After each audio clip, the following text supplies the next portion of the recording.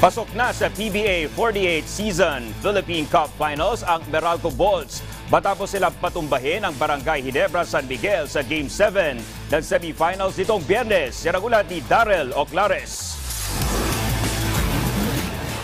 Sa unang pagkakataon, makatungtong ang Meralco Bolts sa PBA Philippine Cup Finals.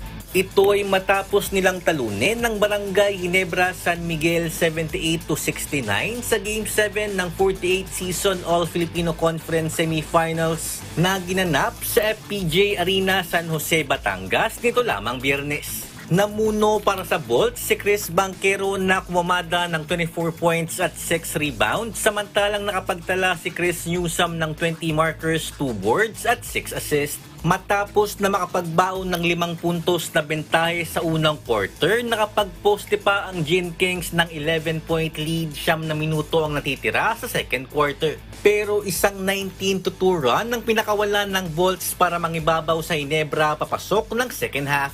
Gamit ang matinding depensa, tuluyang nakalayo ang Bolts at hindi na pinalasap ng kalamangan ng Ginebra hanggang sa matapos ang laro. Dahil sa naging tagumpay ng Bolts, ito rin ang unang beses na pinadapa nila ang crowd favorite na Ginebra sa isang 7-game series. Kaya binigyang papuri ni Meralco head coach Luigi Trillo ang ipinamalas na husay ng kanyang mga manlalaro.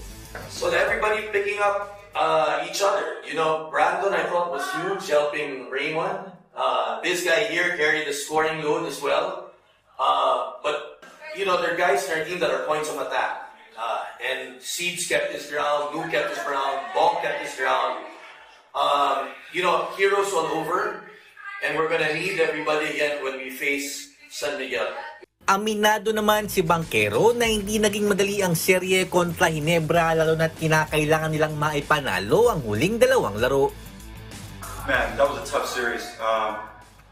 Not only physically but mentally, you know, being down 3-2 and, you know, kind of our backs against the wall and everybody against us. And credit to everybody. I thought everybody did a great job today and, man, it was a dogfight. So I'm just happy that we got that win. Sa finals, mas matinding hamon ang haharapin ng Bolts dahil susubukan nilang agawin ng titulo sa defending champions na San Miguel Beermen.